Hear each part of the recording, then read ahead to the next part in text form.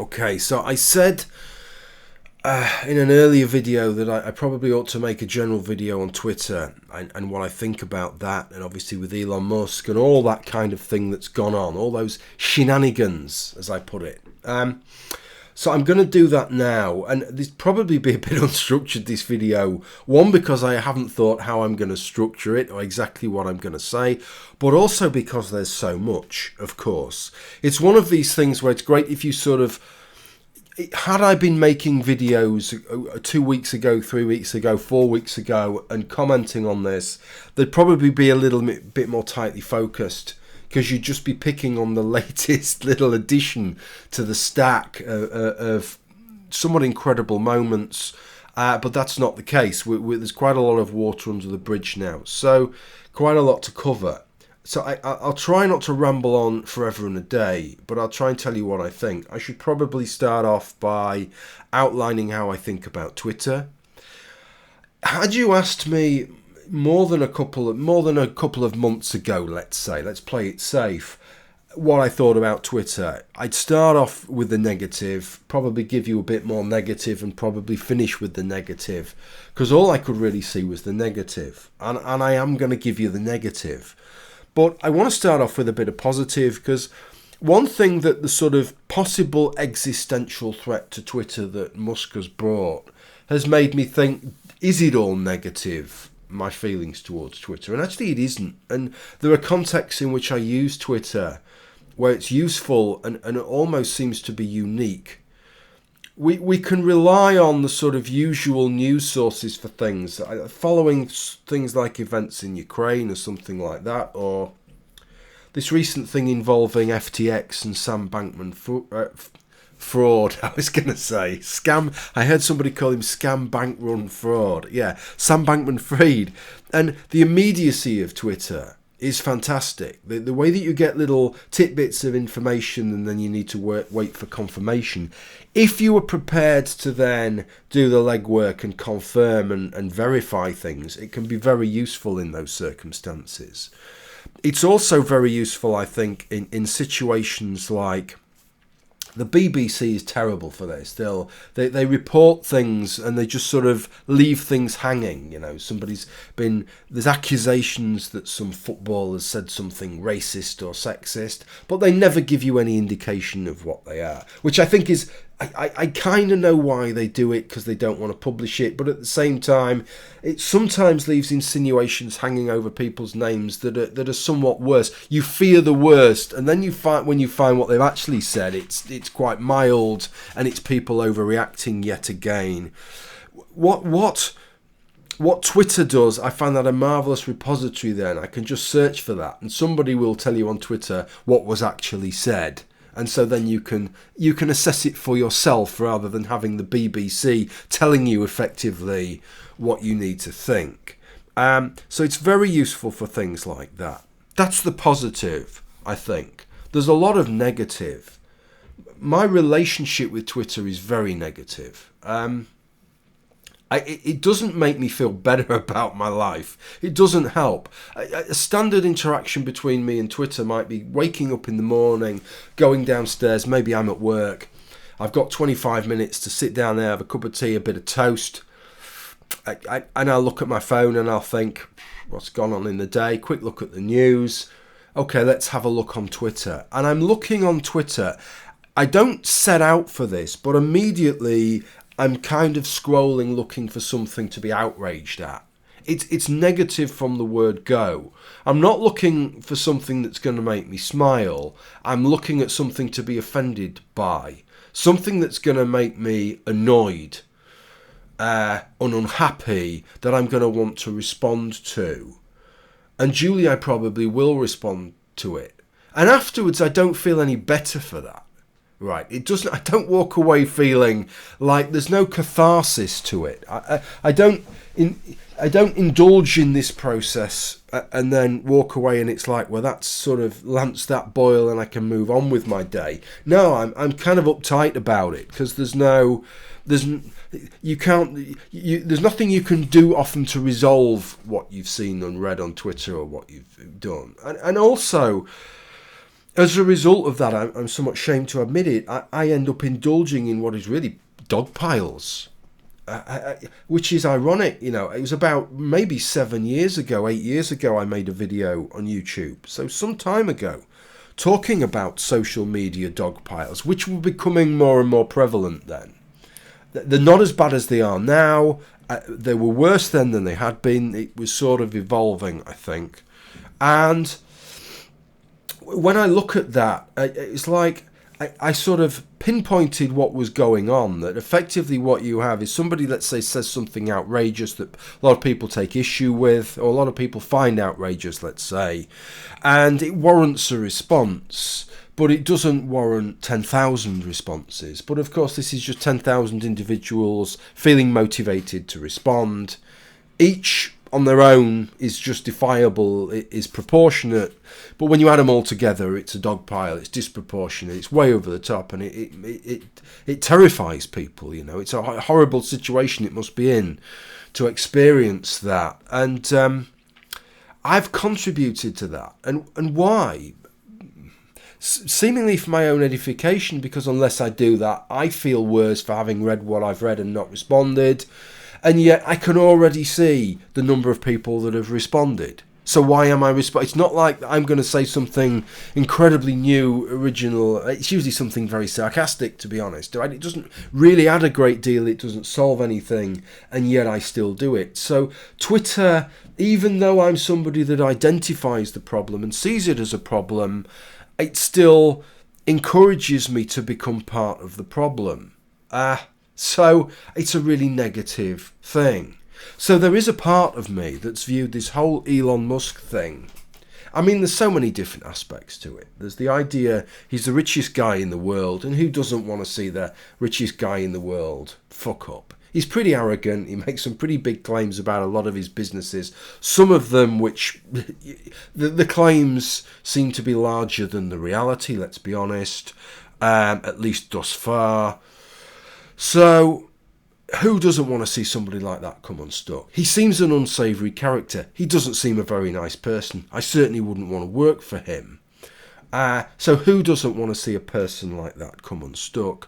But then with regard to Twitter itself, there's a part of me that it's like being a drug addict, and it's like somebody's offering you, well, we could take the drug off the market, and then it doesn't rely on you to stop yourself being addicted to it, because I can't stop myself going on Twitter, but it doesn't really make me happy. Overall, it's a negative. It's a net negative for me. If Elon Musk destroys Twitter, which I think is a possibility, then that would kind of solve that for me. So I have a sort of mixed feelings about that. Okay, so that probably brings me on to Elon Musk, because what you really want to know is what do I think about what he's done with Twitter. So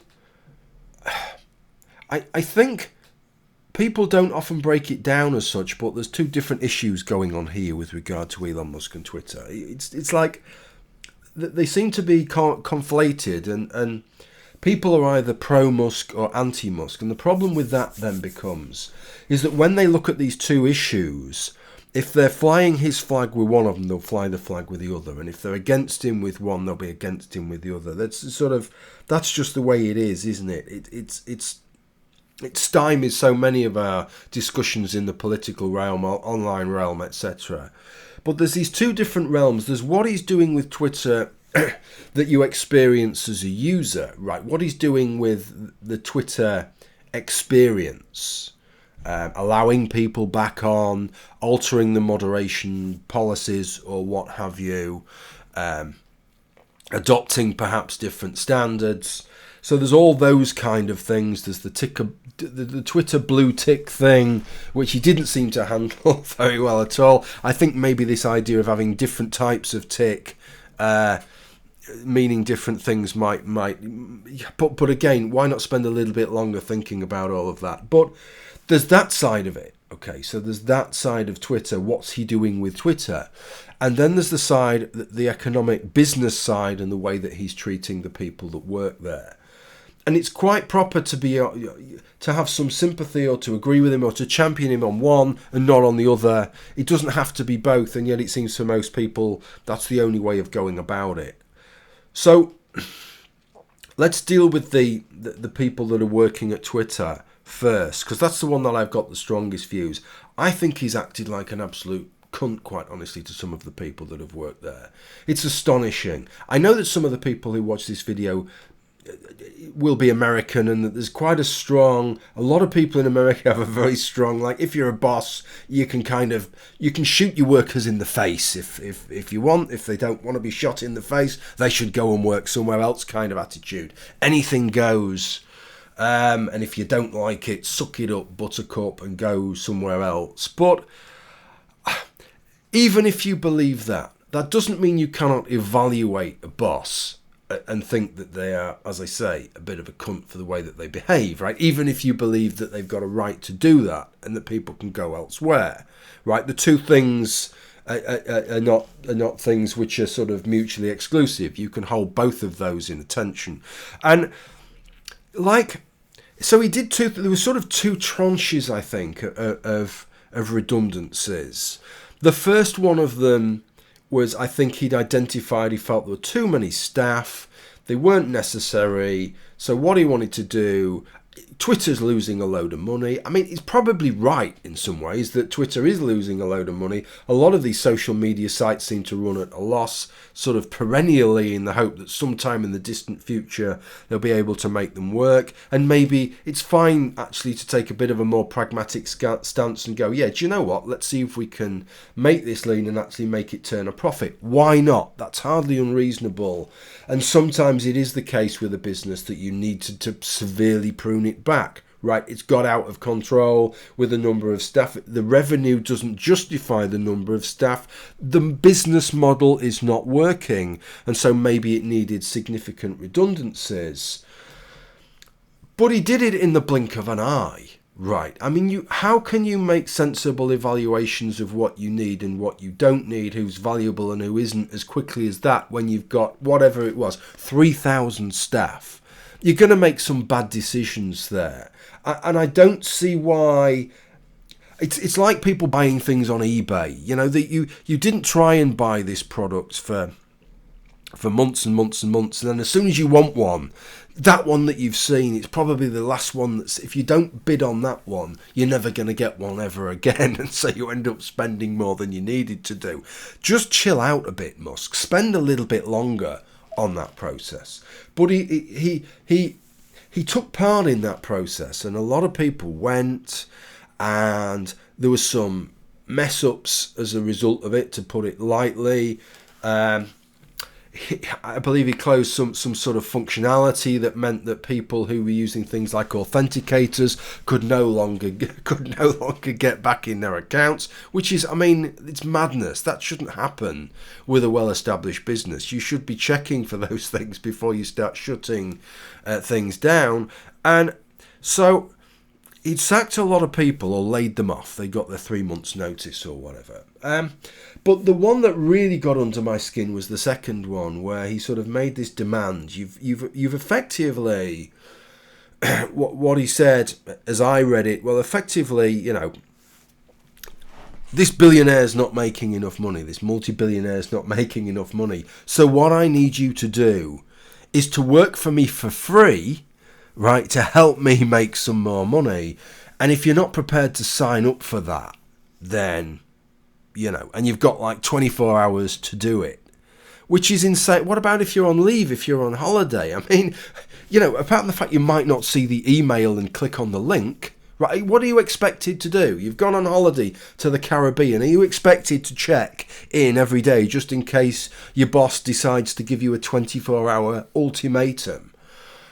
And what about discussing it? What about the ability then to say, hey, to your family, what do you think we should do in these circumstances? That's blackmail, is really what that is, to leave people such a short period of time. And as I say, effectively, you're demanding that they work for free. Now, I know, obviously, these are people that are getting paid, but if they're getting paid for the hours that they do, and you're saying, no, I'm going to be expecting another 20 hours a week for nothing, then that part of it is working for free, isn't it?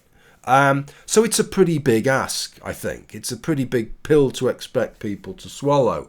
If I worked there, if I worked at Twitter, I'd leave. I mean, I wouldn't leave. What I would do, I mean, especially if I was really valuable to him, I'd say, oh yes, Mr. Musk, I'm fully on board with you, Mr. Musk. Of course I am.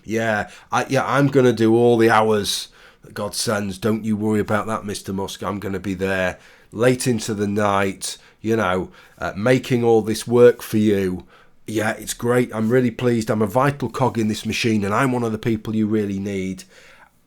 And then whilst I was doing that, I'd be looking for another job, and then I'd piss off, right, and drop him in the shit, because that's basically what he deserves. It doesn't matter how pro-Musk you are. I find it hard to conceive that people don't feel that way, because he does. He's a fucking hard-nosed brute of a person who will quite happily grind you under the heel of his boot, right? So why should you feel like you owe him more than that in return?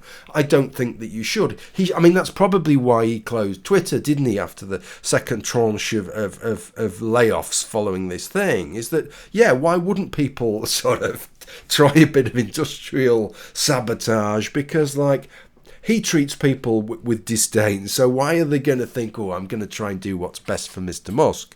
You probably wouldn't feel like that. You're not endearing yourself to people, so you can't really expect very much back in return. You're living by the sword, aren't you? Is what you're doing. So you have to realise that you're running the risk of dying by the sword as well. So finally we come to what he's done with Twitter, and I'm a bit more mixed on this. Twitter obviously has to have moderation, right? We all understand that.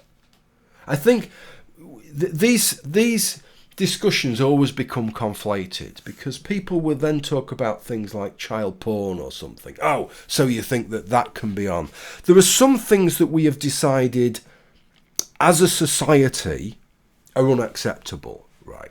We sort of decide at a state level, at a sovereign state, governmental level, right? Our elected representatives function in line with the general feeling of the people to say, this is something that we're not going to allow. Live torture videos or something. Videos of people boiling babies in vats of acid. That's something we're not going to allow, right? We arrive at these things. And I think they're a no-brainer. You can't drag them in alongside things where as a society we haven't made that distinction.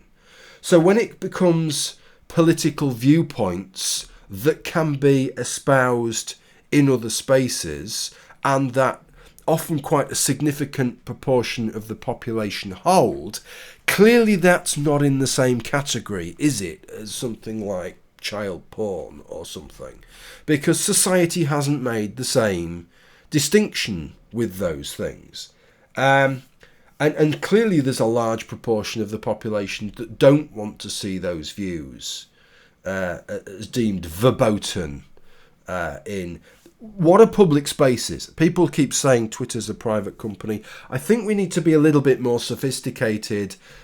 We can't just keep carrying on with this idea of public spaces and private spaces when we have these sort of public-private spaces that are the town hall square now, right? They're privately owned, but they are public spaces. They really are public spaces. They're not publicly owned, but they are public spaces.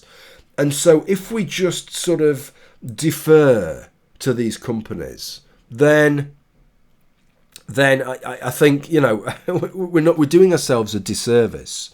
Although, of course, most people don't defer to these companies. They defer to these companies when it suits, right? So when something is getting banned and they're pleased it's banned, well, it's a private company that can do whatever they like. But when it's one of these private companies maybe letting Donald Trump back on or banning something that they agree with, it's their positions that they espouse, then they're not so happy about it. Then they're up in arms about it. So we need to be a little bit careful there, I think. I have very mixed feelings. I am fence-sitting a little bit with this because I don't mind being offended, right? I like part of Twitter. Let's get down to brass tacks here. Part of Twitter is about being offended. It's part of the Twitter experience.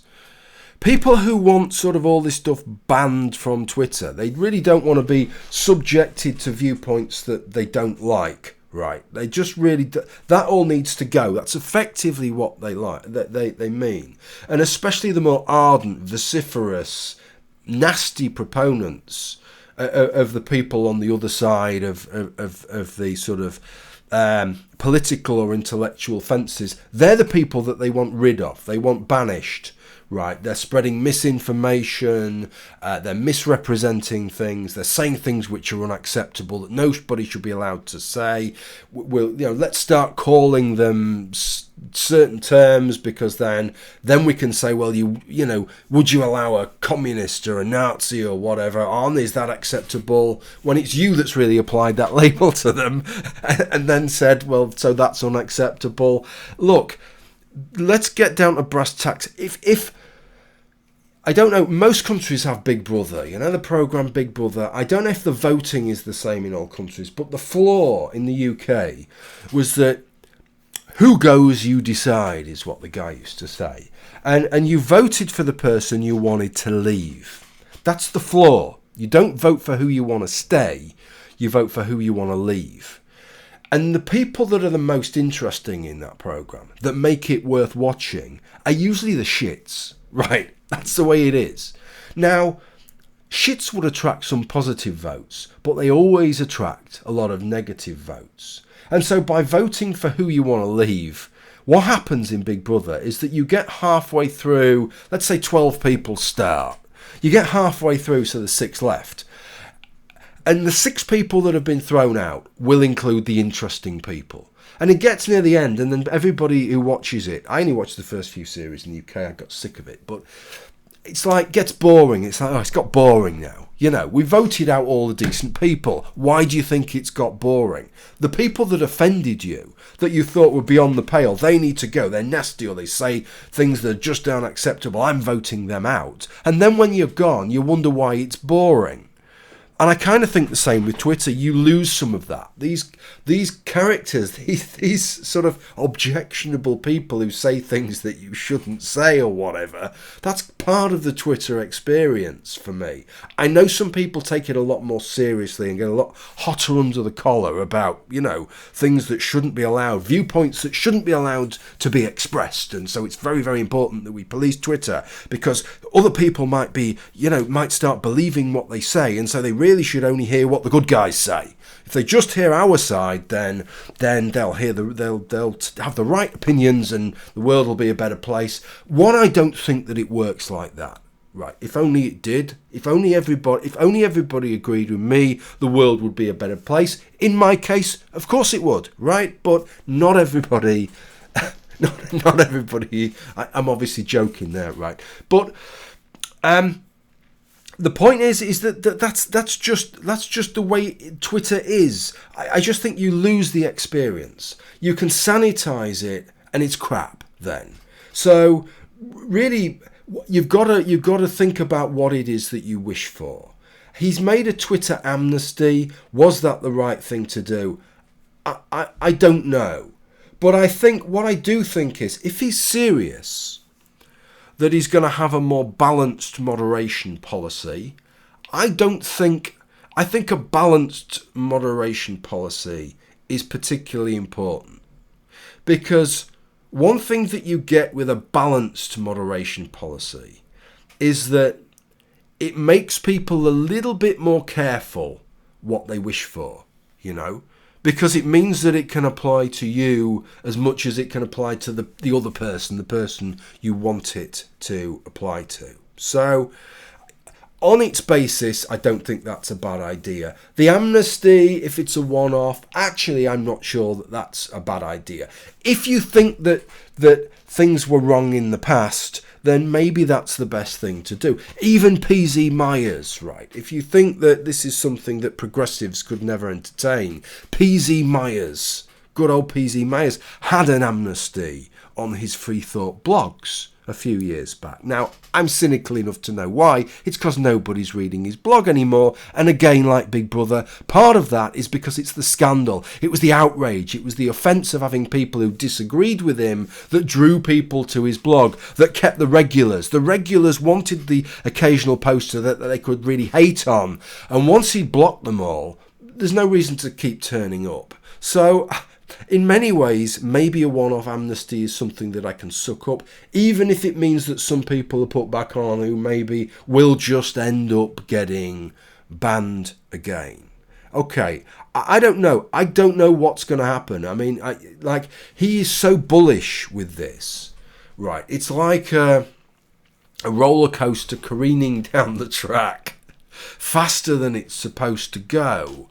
And I don't really think, I mean, he's very, very confident and he's playing with something that I don't think he has any right to have that level of confidence. This isn't really, this isn't really his area of expertise, and it could all end up badly wrong when you start making these big decisions.